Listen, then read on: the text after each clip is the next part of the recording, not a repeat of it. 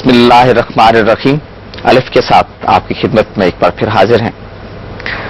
رمضان المبارک کے دنوں کا اس سے بہتر مصرف شاید نہ ہو سکے کہ ہم رسالت مآب صلی اللہ علیہ وسلم کے معمولات، آپ کے اسوہ حسنہ، آپ کی سیرت، آپ کے اخلاق اور آپ کے معمولات کو سمجھنے کی اور جاننے کی کوشش کریں اور اپنے اندر یہ داعیہ پیدا کریں کہ ہماری زندگیوں میں اس سیرت کی کوئی جھلک، اس اسوہ حسنہ کے کوئی ایک لمحہ اپنے حقیقت کے طور پر نمودار ہو جائے اور ہم بھی اس قافلے میں شامل ہو جائیں جس کا تعلق آپ کی اتباع کرنے والے لوگوں میں ہے.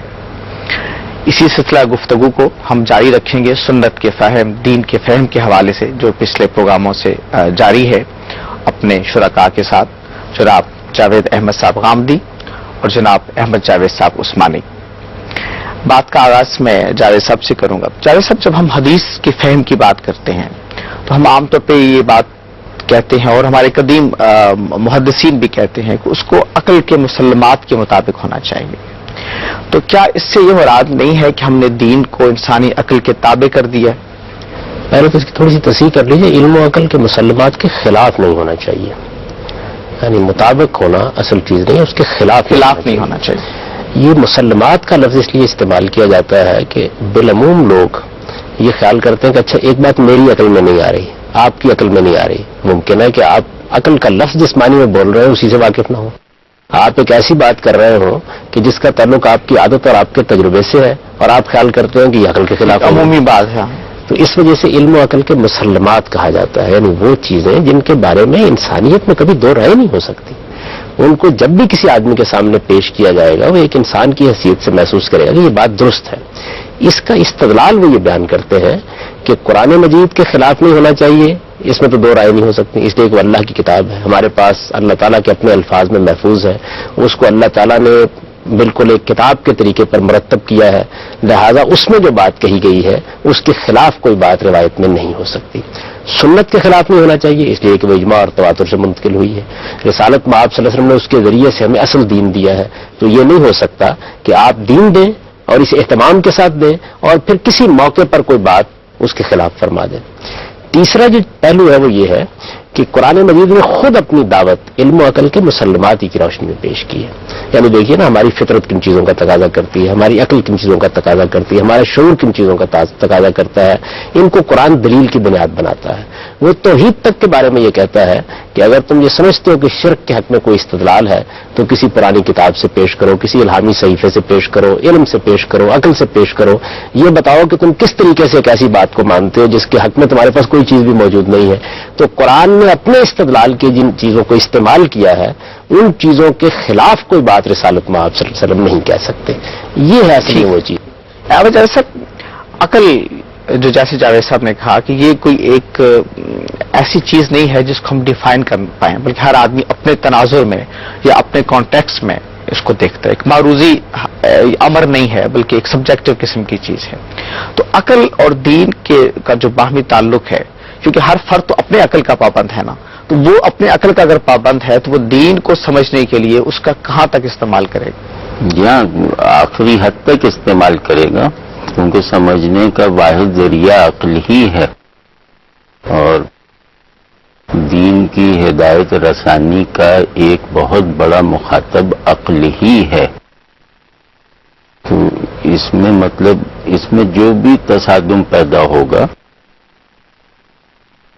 جو بھی عقل کی سائڈ سے انحراف پیدا ہوگا، وہ گویا عقل اپنی اصل پوزیشن سے دستبردار ہونے کا ثبوت فراہم کرے گی. عقل کے جو مطلب عقل کے مقاصد کو سمجھے بغیر عقل کے مصرف کو نہیں سمجھا جا سکتا. میں اگر تھوڑا سا اس کو ریفریز کروں اپنے سوال کو، کہ جیسے مثلا قرآن مجید میں انبیاء کے معجزات کا بیان ہے، تو ایک آدمی کہتا ہے کہ میرے لیے یہ بات قابل فہم نہیں ہے یا میری عقل میں نہیں آتی کہ ایک رسی سانپ کیسے بن جاتی ہے. تو وہ تو ظاہر تابع ہے اپنے اس عقل کا. وہ جب وحی کو یا قرآن کو سمجھنا چاہے گا تو وہ اس کو کیسے مربوط کرے گا وحی اور اپنے عقل؟ وہ اپنے ملکہ عقل کو نشو و نما دے. اس کی عقل اپنی اس حالت میں ملکہ عقل کی ترجمانی اور نمائندگی کے قابل نہیں ہے. اسے یہ چاہیے کہ وہ اپنے صلاحیت تعقل کو ترقی دے اور عقل اس دعوے کے اس پس منظر سے قطع نظر کہ یہ قرآن میں ہے، عقل اس طرح کے تقلب احوال اور قلب ماہیت کے عمل کو خود اپنے ذرائع سے قابل اثبات حد تک پہنچا سکتی ہے. اس کو یہ سیکھنا چاہیے کہ وحی سے مطابقت پیدا کرنے کی، وحی کے تابع ہو جانے کی جو صلاحیت ہے وہ عقل کا سب سے قیمتی سرمایہ ہے، اس معنی میں کہ عقل کی فنکشننگ کی آخری حد یہ ہے کہ غیب جو ماورائے حواس حقائق ان کا موجود ہونا معلوم نہ ہو سکنے کی حالت میں بھی دلیل سے ثابت ہو جائے، تو وہی اسی کا تو ذریعہ ہے. تو عقل کی سب سے بڑی صلاحیت کا ظہور وحی کے ساتھ متابعانہ ہم آہنگی ہی کے ذریعے سے پیدا ہوتا ہے. تو اگر یہ پیدا نہیں ہوا تو گویا آپ عقل کو، اپنی انفرادی عقل کو عقل کے کلی مقصود کی طرف یکسو کرنے میں ناکام رہے ہیں. ہم اس سلسلہ گفتگو کو جاری رکھیں گے اور عقل اور دین کے باہمی تعلق پر مزید اپنے شرکاء سے بات کریں گے، لیکن ایک وقفے کے بعد. پروگرام میں ایک بار پھر حاضر خدمت ہیں. جاوید صاحب، عقل کے مسلمات جب ہم کہتے ہیں تو اس کا تعین کیسے ہوگا؟ یعنی یہ کوئی تواتر عمل سے ہوگا، یعنی لوگوں کا ایک عرصے سے ایک طرح سے سوچنے کا انداز یا ایک طرح سے بعض حقائق کا مرصع شہود پر آنا، یہ اس کا تعین کرے گا؟ یہ کیسے ہم مانیں گے کہ یہ بات عقل کے مسلمات اس کو ہم قرار دے سکتے ہیں؟ یہ بات یہ ہے کہ آپ نے معجزے کی مثال دی، اسی سے اس کو سمجھ لیجیے. میرے سامنے کوئی آدمی اگر یہ بات کہے گا تو میں یہ کہوں گا کہ جس چیز کو آپ کہہ رہے ہیں یہ خلاف عقل ہے، آپ کی یہ بات خلاف عقل ہے. یعنی یہ مطالبہ کرنا، یہ جو بات کہی ہے یہ خلاف عقل ہے. اصل میں عقل نام ہی اس چیز کا ہے کہ وہ محسوس سے نامحسوس کا استنباط کرے. اگر آپ نے محض محسوسات کا اپنے آپ کو غلام بنا لینا ہے یا آپ عادات کی بنیاد پر عقلی مقدمات قائم کر رہے ہیں تو پھر اصل میں آپ عقل کی قلم رو میں بھی داخل ہی نہیں ہوئے، آپ نے اپنا قدم باہر رکھا ہوا ہے. تو پہلے تو یہ آدمی کو جاننا چاہیے کہ وہ کیا بات کہہ رہا ہے. ہمارے ہاں اصل میں بہت سے الفاظ کا استعمال بے سوچے سمجھے ہو جاتا ہے. ہم یہ کہتے ہیں کہ یہ خلاف عقل ہے. کیسے خلاف عقل ہے؟ پہلے تو یہ پوچھا جائے گا نا، اس پر بہت سے سوالات کیے جائیں گے اور معلوم کیا جائے گا کہ آپ بتائیے کہ آپ کس بنیاد پر کہتے ہیں. تو آپ دیکھیں گے جیسے ہی آپ یہ سوالات کریں گے تو آپ پر یہ بات واضح ہو جائے گی کہ کچھ مقدمات ایسے قائم کیے گئے ہیں جو خود عقل بھی تسلیم نہیں کرتی کہ درست ہے. اب رہ گئی آپ کی بات کہ یہ مسلمات کیسے بنتے ہیں. ظاہر ہے مسلمات اس بنیاد پر بنتے ہیں کہ ہم سب ایک طریقے سے سوچتے ہیں. ساری انسانیت کو اگر توجہ دلائی جائے تو لوگ اس پر متربع ہو جاتے ہیں. اگر کسی بات کے بارے میں یہ کہا جائے کہ یہ چیز خلاف عقل ہے تو انسانوں کے اندر اس معاملے میں کوئی فہم کا فرق واقع نہیں ہوتا. ایسی چیزیں مسلمات کہلاتی ہیں. مسلمات کے لفظی کے معنی یہ ہے کہ لوگوں کے مابین اگر یہ بات کی جائے تو ہر آدمی اس کو محسوس کرے گا، ہر آدمی یہ سمجھے گا کہ یہ ایسے ہی ہے. علم کے مسلمات بھی ایسے ہی ہوتے ہیں. مثال کے طور پر اب یہ بات بالکل مسلمہ ہے کہ سیدنا موسیٰ علیہ السلام سیدنا مسیح علیہ السلام سے 1500 سال پہلے دنیا میں آئے تھے. کوئی آدمی اگر ایک روایت بیان کرے کہ حضرت موسیٰ اور حضرت مسیح علیہ السلام دونوں کی ملاقات ہو رہی تھی اور دونوں ایک مقام پر بیٹھے ہوئے تھے اور دونوں نے مل کر یروشلم میں دعوت دی، تو یہ چیز علم کے مسلمات کے خلاف ہوگی. اب آپ کہہ سکتے ہیں کہ اس طرح کا واقعہ ہو سکتا ہے کسی آدمی رویا میں دیکھ لیا ہو، تو پھر وہ بتائے گا نا کہ میں نے رویا میں دیکھا ہے. عالم واقعہ میں جب اس کو بیان کیا جائے گا تو آپ فوراً اس پر تنقید کر کے یہ کہیں گے یہ نہیں ہو سکتا. تاریخ کی حقیقتیں بھی ایسی ہیں. ابھی جس مثال سے ہم نے بات شروع کی تھی، معجزات کے باب میں ایک چیز سامنے آتی ہے، جیسے یہی کہ مسلمات تو یہی ہیں کہ ہر آدمی یہ کہتا ہے کہ رسی سانپ نہیں بن سکتی. تو یہ واقعہ جو قرآن بیان کرتا ہے وہ تو اس مسلمے کے خلاف دکھائی دیتا ہے. جب ایک آدمی یہ بات کہتا ہے تو ہم پوچھیں گے کہ آپ کس بنیاد پر یہ بات کہتے ہیں. یہ تو اصل میں آپ نے ایک عادت کا مطالعہ بیان کر دیا ہے. ہم پہلے یہ مقدمہ قائم کر رہے ہیں کہ اس کائنات کا ایک پروردگار ہے. علم و عقل کے دلائل کی بنیاد پر اس پروردگار کی حقانیت ہم ثابت کر دیتے ہیں. جب آپ ایک پروردگار کو مان لیتے ہیں تو اب بتائیے اس کے ساتھ کیا ہونی چاہیے. عقل کیا کہتی ہے؟ کیا اس کو علی کل شیء قدیر نہیں ہونا چاہیے؟ کیا اس کو بکل شیء علیم نہیں ہونا چاہیے؟ کیا اس کو علیم بذات الصدور نہیں ہونا چاہیے؟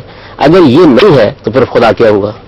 اگر پروردگار ہر چیز پر قدرت رکھتا ہے، پھر وہ حکیم اور دانا ہے، تو اس کائنات کو اس نے بنایا ہے، اس کے قوانین اس نے ترتیب دی ہیں. ان میں سے کون سی چیز ہے کہ اس کا ہاتھ پکڑ لے گی کہ اس میں تصرف نہیں کرے گا؟ ہاں، البتہ ایک بات ہو سکتی تھی کہ وہ خود اس بات کو بیان کر دیتا کہ میں نے اس کائنات کو جن قوانین پر بنا دیا ہے، یعنی آگ ہمیشہ جلائے گی یا پانی ہمیشہ اپنی سطح ہموار رکھے گا، میں نے جن قوانین پر ان کو بنا دیا میں خود بھی اس کی خلاف ورزی نہیں کروں گا. یہ اگر بات خود اللہ تعالیٰ نے فرما دی ہوتی تو پھر تو ٹھیک تھا. جب ہم یہ مان لیتے ہیں کہ اس کائنات کا ایک پروردگار ہے تو پھر لازماً اس کائنات کے قوانین میں اس کے تصرف کو ماننا پڑے گا. عقل یہ کہتی ہے کہ اس کو ماننا پڑے گا. یہاں میں اس بات کا ذکر کر دوں کہ قرآن مجید میں ایک آیت ہے جس میں یہ بیان کیا گیا ہے کہ اللہ تعالیٰ اپنی سنت کو تبدیل نہیں کرتے. ہمارے زمانے میں بعض لوگوں نے اس سے استدلال کیا، درحال کہ اس کا اس سے کوئی تعلق نہیں ہے. یعنی وہ قوانین فطرت کے بارے میں نہیں ہے، بلکہ وہ تو اللہ تعالیٰ نے جو وعدے کیے ہیں انسانوں کے ساتھ اس کے بارے میں ہے. یہ بتایا گیا ہے کہ مثال کے طور پر میں اتمام حجت کے بغیر عذاب نہیں دیتا، تو فرمایا کہ یہ میری سنت ہے، میں اس کو کبھی تبدیل نہیں کرتا. یا یہ کہا کہ میں نے دنیا ابتلا کے قانون پر بنائی ہے، تو ابتلا کے اس قانون کو میں قیامت تک تبدیل نہیں کروں گا. تو اللہ تعالیٰ ان خاص قوانین کے بارے میں جو انسانوں کے ساتھ معاملہ کرنے کے لیے جاری قوانین، کائنات میں جو قوانین فطرت ہے ان کے بارے میں یہ آیت نہیں. تو غلط استدلال کیا لوگوں نے. دو ہی بنیادیں ہو سکتی ہیں، ایک یہ کہ آدمی ذات خداوندی کو نہیں مانتا. اگر وہ اللہ تعالیٰ کو نہیں مانتا تو پھر اس سے خدا کے وجود پر بحث کی جائے گی. جب وہ مانتا ہے تو پھر اللہ تعالیٰ کی صفات عقل کہتی ہے کہ یہی ہونی چاہیے کہ اس کو حاضر و غائب کا علم ہو، وہ حاضر قادر ہو، ہر چیز پہ قدرت رکھتا ہو. پھر اس کے اوپر کوئی پابندی عائد کی جا سکتی ہے تو اس نے خود ہی کرنی ہے. ہم میں سے کسی کا یہ کام نہیں ہے کہ یہ کرے. احمد جاوید صاحب، حدیث کے بارے میں چونکہ فہم حدیث کی بات کو ہم آگے بڑھا رہے ہیں اور اصل سوال یہی تھا کہ حدیث میں کوئی بات عقل و فکر کے مسلمات کے خلاف نہیں ہونی چاہیے. حدیث کے بارے میں ایک ٹرم ہم استعمال کرتے ہیں، وحی غیر مطلوب.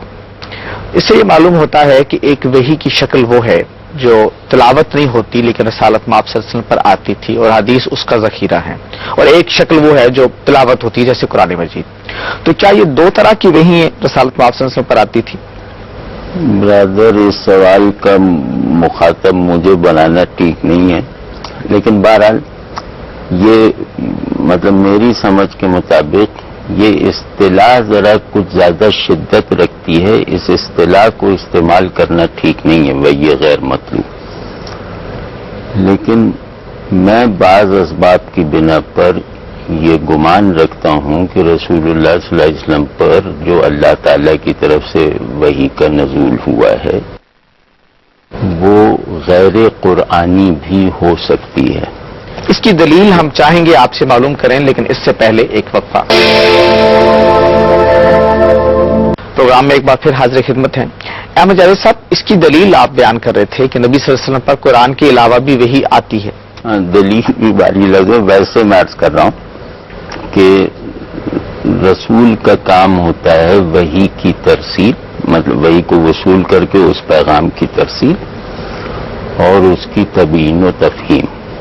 ٹھیک ہے، تو تبیین و تفہیم بھی حجت ہے، اس کی طرف سے کی گئی تبیین و تفہیم یہ پیغمبرانہ ذمہ داریوں کا حصہ ہے. ہاں، مطلب رسالت اسی کا نام ہے. یعنی میں تھوڑی سی وضاحت چاہتا ہوں. پیغمبر ہونا کے لیے صرف یہ کافی نہیں ہے کہ وہ جو چیز اللہ کی طرف سے آئے اس کو آگے منتقل کر دے، بلکہ یہ اس کی ذمہ داریوں کا حصہ ہے کہ اس کی شرح و وضاحت بھی فرمائے. ہاں، رسالت کا حصہ ہے. تو یہ جو تبیین و تفہیم کا حجت ہونا ہے یہ وحی پر بنیاد رکھے بغیر ممکن نہیں ہے.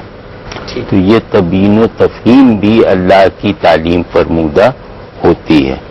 تو یہ ایک استدلال کیا جا سکتا ہے کہ وحی غیر مطلوب کا مطلب یہ ہوگا کہ ایسی وحی جو الفاظ میں اور پورے اس کے عبادت کے در و بست میں آئی اور وہ رسول اللہ صلی اللہ علیہ وسلم تک محدود رہی، وہ قرآن کا حصہ نہیں بنی، تو اس کو قرآن کے ظاہر سے مشابہ کرنے کی کوئی کوشش وہ خطرناک ہو سکتی ہے. ایسی اصطلاحات کے استعمال سے ایسی وحی ہو سکتی ہے جو مانوی ہو، جس میں اللہ تعالیٰ اپنے منشا کی طرف ایک قطعی مطلب ہدایت خود رسول کو فرمائے.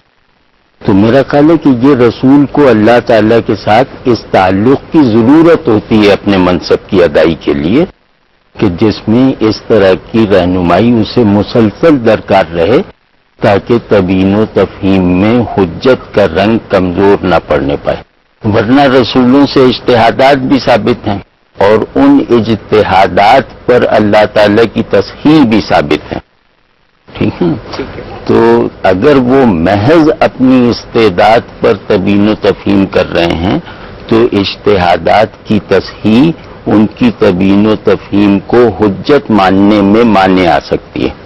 ٹھیک ہے، ان کی تبیین و تفہیم اسی وجہ سے حجت ہے کہ وہ اللہ تبارک و تعالیٰ کی پوری طرح رہنمائی میں ہے. ٹھیک ہے. جیسے اس کے کیا شواہد موجود ہیں کہ نبی صلی اللہ علیہ وسلم پر قرآن کے علاوہ بھی وحی آتی تھی، اور کیا ہم قرآن سے بھی اس کے لیے کوئی دلیل تلاش کر سکتے ہیں؟ پہلے تو اصولی بات سمجھ لیجئے کہ قرآن مجید نے سورہ شورى کے آخر میں یہ بتا دیا ہے کہ اللہ تعالیٰ جب اپنے بندوں کے ساتھ رابطہ کرتے ہیں تو اس کی 3 صورتیں بالعموم اختیار کرتے ہیں. ایک تو یہ ہے کہ وہ کوئی اشارہ خفی کے طریقے پر بات ان کے دل میں ڈال دیں. دوسرے یہ کہ وہ فرشتہ بھیجیں اور وہ ان پر کوئی چیز وحی کر دے. تیسرے یہ کہ براہ راست وہ پردے کے پیچھے سے اللہ تعالیٰ کو کلام کرتے ہوئے سنیں. جیسے سیدنا موسیٰ علیہ السلام کے بارے میں قرآن نے بیان کیا ہے کہ انہوں نے آگ کے پیچھے سے خود اللہ تعالیٰ کی آواز سنی، اور ان کی یہ خصوصیت بھی قرآن میں بیان ہوئی ہے کہ اللہ تعالیٰ نے ان کے ساتھ براہ راست کلام کیا. کلیم اللہ ہیں وہ. تو یہ ساری صورتیں ہیں جن میں وحی ہوتی ہے. کسی پیغمبر کے پیغمبر ماننے کا مطلب ہی یہ ہے کہ اللہ تعالیٰ نے اس کی براہ راست رہنمائی کا فیصلہ کر لیا ہے، اور پیغمبر کو یہ رہنمائی نہ صرف یہ کہ انسانوں تک پہنچانے کے لیے ملتی ہے بلکہ خود اس کی اپنی ذات سے متعلق بھی ملتی ہے. تو قرآن مجید کا مطالعہ کر کے آپ دیکھیے، اس میں بھی اس کے اشارات موجود ہیں، اور رسالت مآب صلی اللہ علیہ وسلم کی زندگی کا اگر آپ مطالعہ کریں تو اس سے بھی معلوم ہوتا ہے کہ قرآن تو اللہ کی کتاب کی حیثیت سے آپ کو دیا گیا، جبریل امین کے ذریعے سے دیا گیا، وہ باللفظ روایت کے طور پر آیا، اللہ تعالیٰ کے الفاظ میں وہ انسانوں تک پہنچایا گیا. اس کو تو آپ وصول کرتے تھے اور انسانوں تک اس کا ابلاغ کر دیتے تھے. لیکن خود قرآن کے بارے میں اور بہت سے معمولات کے بارے میں قرآن مجید میں شواہد موجود ہے کہ آپ پر وحی کی گئی. پیغمبر ہوگا ہی کیسے اگر اس کے اوپر وحی نہیں آئے گی؟ تو جیسے قرآن تو یہ بھی کہتا ہے نا کہ بلغ ما انزل الیک من ربک، تو ما انزل جو آپ پر نازل ہوا، لوگ کہتے ہیں بہت سارے اہل علم کی اس سے مراد قرآن ہے، تو قرآن کو پہنچانا ہی آپ کی ذمہ داری تھی. اس میں قرآن پہنچانا آپ کی ذمہ داری ہے، قرآن کو پہنچانا ہی آپ کی ذمہ داری ہے، یہ تو اس آیت میں نہیں کہا گیا. قرآن پہنچانا آپ کی ذمہ داری ہے، یعنی جو چیز بھی اللہ تعالیٰ کی طرف سے پہنچانے کے لیے آپ کو دی جائے گی اسے آپ پہنچائیں گے. اس سے پہلے ہم گفتگو کر چکے ہیں کہ مثال کے طور پر رسالت مآب صلی اللہ علیہ وسلم کو ایک اجمالی حکم قرآن میں دیا گیا کہ اتبعوا ملت ابراہیم حنیفہ، آپ دین ابراہیمی کی پیروی کیجیے. لیکن پورے کے پورے دین ابراہیمی میں کیا اصلاح کرنی ہے، کیا اضافہ کرنا ہے، کہاں ترمیم کرنی ہے، کہاں کوئی چیز خراب ہو چکی ہے اس کو درست کرنا ہے، یہ سب آپ نے کس رہنمائی میں کیا؟ بہت کم چیزیں ہیں جس میں قرآن مجید میں براہ راست رہنمائی دی، باقی چیزوں کو ظاہر ہے کہ اللہ کی رہنمائی میں آپ نے کیا. اسی طریقے سے تفہیم و تبیین کے موقعوں کے اوپر بھی بہت سی مثالیں دی جا سکتی ہیں کہ جہاں آپ متردد ہو کر کھڑے ہو گئے اور پھر اللہ تعالیٰ کی طرف سے آپ کی رہنمائی کی گئی. اس کے مواقع آپ کو جگہ جگہ حدیث کی کتابوں میں ملتے ہیں.